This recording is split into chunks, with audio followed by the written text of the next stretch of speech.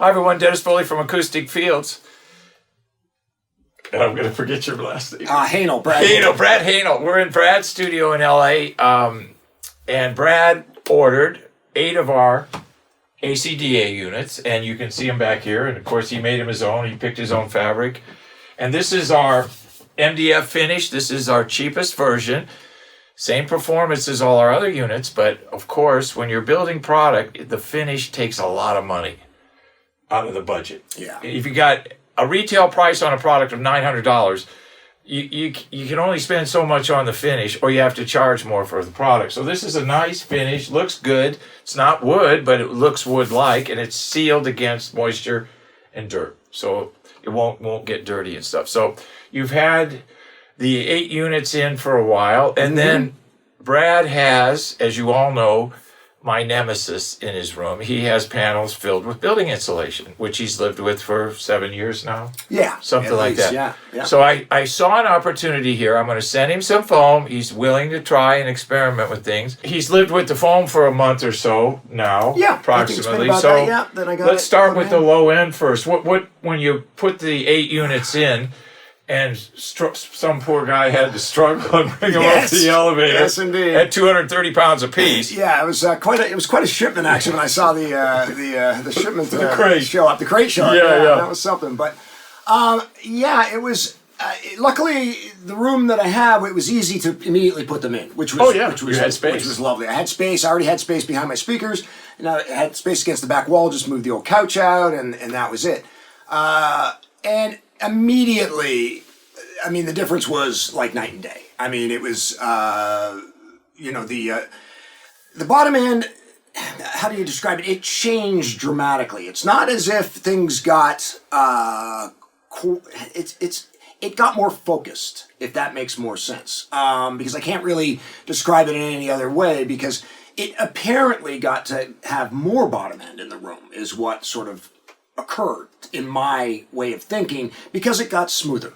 It got, suddenly I'm able to, in more positions in the room, and that was the main purpose. I had kind of tuned my room to a mix position where I kind of understood it and was able to go, oh, I can sit here, I can mix. You know, as most mixers know, you spend a couple of years in a room, you understand its quirks, you understand what to deal with it. And you work around it. Exactly. So I knew how to kind of deal with that. Problem was, and most of the time I'm up here mixing myself, is when I have clients and I have other people coming into the room. Then suddenly the room itself plays a bigger role because, sitting here or sitting on the sofa or sitting over here, it's a completely different balance compared to where the mix position was. And it's 3 feet away. Exactly, yeah. See how critical distances are? I always tell people, 1 foot in your room could mean a huge difference. Oh no! By sitting there, part of my dilemma was knowing some of the nodes in my room. I was able, I would move my head knowing that, I would be in and out of the 71 hertz because I knew that's one that was definitely 63, 73, right exactly. in there. So that's because it's ceiling height. Right. So that's always there, and I'm just going, okay, I get that. So I just move around a little bit. But again, as an engineer, we understand that and we get that, and we compensate for it. But this made things a whole lot easier. It made things a whole lot more visible. My EQing is a lot more precise now, and it's really important with the type of music that I'm mixing now. It's not just your standard orchestral film scoring that I'm doing anymore. Heavily hybrid, heavily electronic, and what I find with a lot of that energy that people are sending me, they're writing this stuff, and these samples have full bandwidth on every single sample. I mean, it's just all over the place. Just typically full bandwidth everywhere. So when you're trying to put the pieces to the puzzle together, especially in the bottom end, that's where it really becomes clear that I go, oh, there's a problem here at 250. Here, oh, there's 100 hertz whoopee right there. There's this here. There, and I can easily go in, carve those things out, just the 2 or 3 dB necessary to make the bottom end in the overall mix incredibly smooth and powerful. That's the other thing, because you want to make sure that it's still as powerful as you need it to be. It's powerful because you can hear more. Right. Absolutely. That's what makes it powerful. Yeah. And it's more defined. Yes. Now, back to what you said about the lower frequencies in the room, you're hearing more. Mm-hmm. They've always been here. Yes, of course, yeah. Because your speakers produce them. Yeah. You just can't hear it. Right. And the room won't let you hear it. And this is what I tell my customers constantly, and it's so hard Yes. for people to understand this, that the dimensions of your room, the amount of energy you put in your room, is going to dictate what you hear at that position in the room. Right. All three of those variables are married. And you have to be very, very careful. So when you're using low frequency absorption technology, you want to get the most horsepower per square foot that you can. Yeah. Because our rooms demand it, because they're so small, they have big problems, and we have no space. Yeah. Well, especially music mixing rooms. Absolutely. I mean, you go on to the part of the thing is I'm mixing for film music. And I'm mixing for a room that is actually big enough. Hopefully the theaters that I'm putting this into actually is big enough to support all the way down to the 20 hertz. And that's what I'm mixing for. So if I don't understand that in a smaller music mixing room, which generally speaking, we are always in a smaller music mixing room. It's very rare that we get to mix on a full-size dub stage, you know. And it's important to understand what's going on down there so that when it does hit the dub stage, you're not like, oh my God, what happened? Yeah. Worst case scenario is what happened to my bottom end. Right. It's usually Where'd it go? very often what happens, you know? Yeah. So it's trying to tighten that up and learn what that is invaluable. So. Well, how valuable is low frequency energy to film? It's so valuable, we have its own channel. That kind of tells you how valuable it is. Absolutely, right? Yeah. The LFE. Absolutely, the LFE. There is the LFE. I mean, again, that's used in a very different way. Musically, I tend to steer away from the LFE a little bit. For music, yeah. Okay, and walk me through that. Because most of the time when you're dealing with film, I do use it. It's not like I don't use it, but it is LFE. And oftentimes, I understand it in this room, but again, I'm not going to even purport to even with your, you know, we're getting down to some frequencies that I can really understand, but you're still not getting down to the 20, 30 hertz, which is where the room starts to shake, right, you know, in a proper, you know, setup theater. Right. So with the LFE, that's really the territory I find for the sound effects guys and the things where they really need to go, you know, explosions and car crashes and things like that. So I'm not going to generally put too much down there. Now, with that said, if it is a heavily electronic score where there is a lot of that, I will feed a bunch down to that. But you must remember that you in film mixing, that LFE is not a separate entity. It is a low frequency effect, basically. It is something that is added in. It's not crossed over to that or anything like that. I see. It is an LFE channel. So the main thing is you still have full bandwidth mains. I see. And it's important to understand that you still have full bandwidth mains. So you're still mixing into your full bandwidth mains, and that is carrying the weight. Your main three is still carrying the weight. I see. Okay? Even with the surrounds and the walls and into, you know, now with Atmos it's gotten a little bit different, because with Atmos now you suddenly have full bandwidth speakers all over the theater, as well as everybody's at 85 dB, so it's a little bit different than the old Dolby standards. But that's definitely something that I've been working out. But the point is that my mains still have to sound incredible, and that's really the issue. So I'll add a little bit of that LFE into my mixing, but it's really there for the dub mixer to go again up and down a little bit. He can add it in if he's not feeling enough whoomp, you know. So I'll add some into the basses maybe and stuff like that. But again, generally, I'm not going to depend on that. Okay. For my music mixing. Okay. You know? Okay. It really is, that's when you really need the big dimensions. Yeah. You know what I mean? Well, you really do. To. Yeah. You really have to. Because that's you know, it's crossed over to 80 hertz. So it's 80 hertz and below. So that's a low, that's, you know, that's down there. So, you know, that's the thing. Well, I was putting myself in the other day in the position of a room. Yeah. And with the new Atmos system. So I'm a room. The customer brings in all these boxes. It says Dolby Atmos. And I'm thinking as the room, oh no, all these multiple mono sources. Yes. What am I going to do with all this energy? Yes. You know? So, because the room only sees energy. But back to the low frequency management. Better attack and decay, better definition, better separation. All of the above. All of the above. Well, yeah, what more could we ask for? Exactly. I mean, it's a lot. Here's the other thing too is it's given today's schedules, I've got to mix fast, and so I can't be second guessing where my mix is sitting. So I've got to be able to get in there, get the mix done, get it delivered. I got one today. I got to deliver. It's an 8-minute queue, big action queue. I've got to get that delivered today, and I'm going to just, do a second pass on it today just to make sure everything's kind of in place because it took me all day yesterday to mix that. Sure. But it came together very quickly considering how much energy, how much energy is in that mix. Yes. Because that's the other thing too. These mixes are getting super dense and super, just the nature of How many channels on average? Oh, I have no idea. I mean, my mix downs are, on my next big film, I have no idea. We're going to be into, I've been upwards of 300-400 tracks of source material, if not more. And then we get into, my deliveries are generally, I try to leave it to 64 tracks wide. That's my actual mix that I deliver. So it's a mix, but it's 64 channels, depending on what the formats are, depending on how many stems we need and all the rest of those things. So it's a complicated style of mixing as well. Yeah, it is. So because everybody wants it to sound like a big stereo pop record at the same time. You want to hear everything.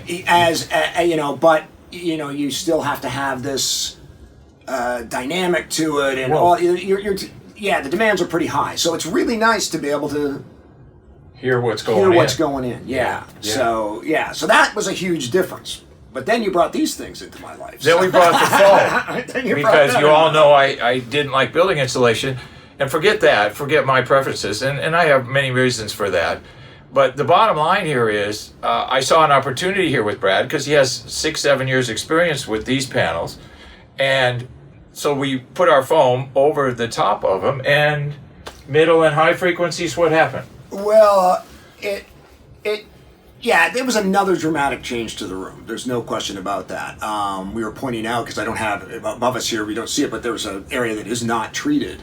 And you really hear that area of the room now. So I'm like going, I really got to deal with that part of the room as well. But what I really noticed, again, was a general smoothness. Again, a more defined bottom end. And just in general, the other things too, again, we already spoke of this, they're getting even farther away from the wall, so that we're cheating a little bit so that the low frequency gets a little bit lower on them. One of the other things, just in speaking of the construction material that is in the foams, I actually experiment with different materials. Obviously, I've got everything from 701 to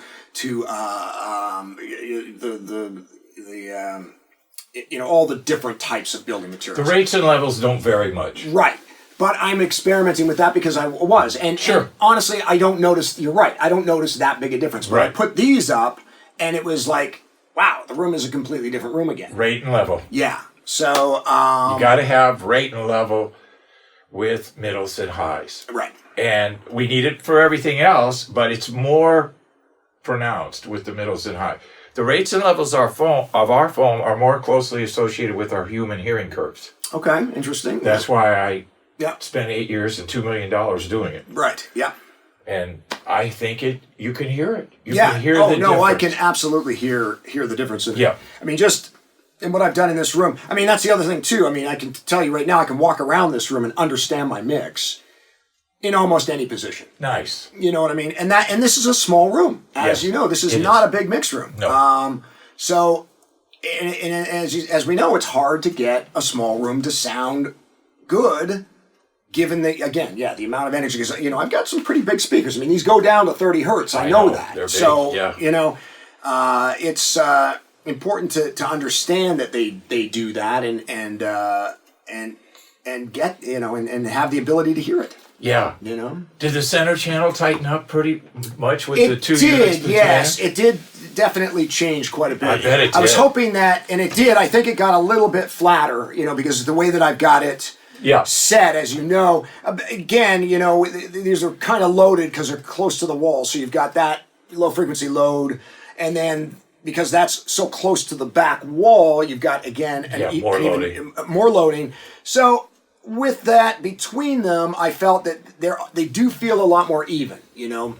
When I play my pink noise through them and doing my noise thing, I hear a lot less difference than I used to hear when I would go through all the speakers, which is kind of what we're trying to accomplish. Exactly. Step by step, inch by inch. Yes, absolutely. That's how it goes, right?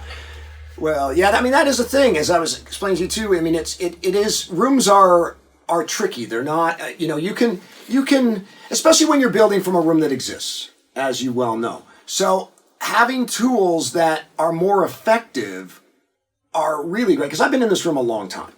And every panel I put up, I'm playing music, I'm listening to things, I spend a day just, listening to very familiar materials, and try to make adjustments based on that. So if I hear some splash, this whole, everything that's above us was created based on what I was hearing. Sure.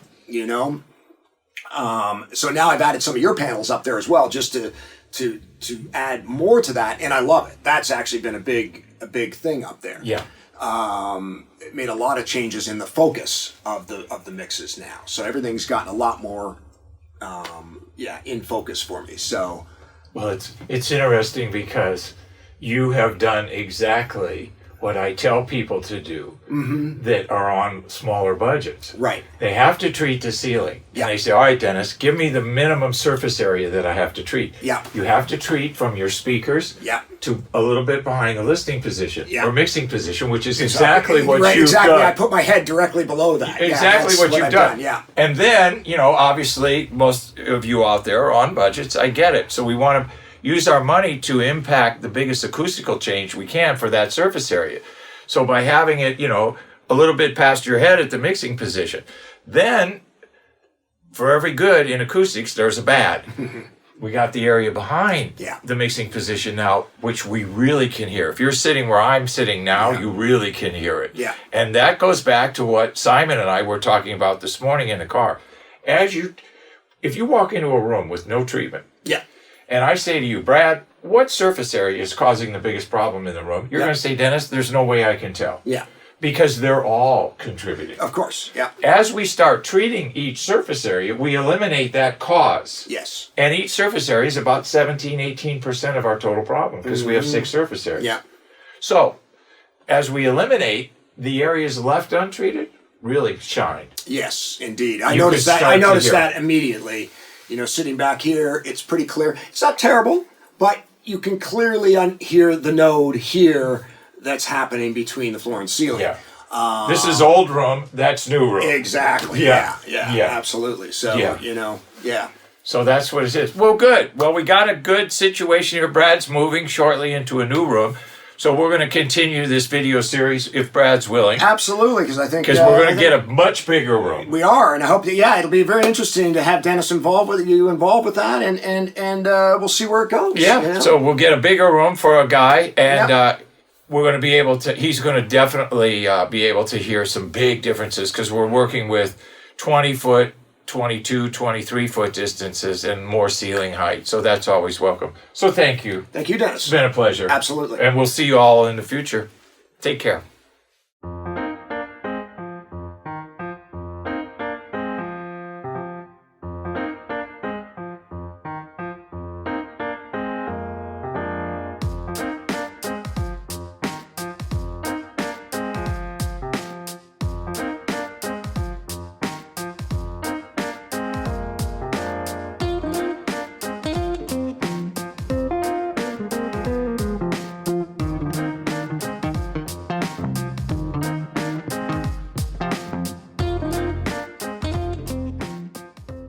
Thank you for watching this video, and if you liked it, please give us a thumbs up.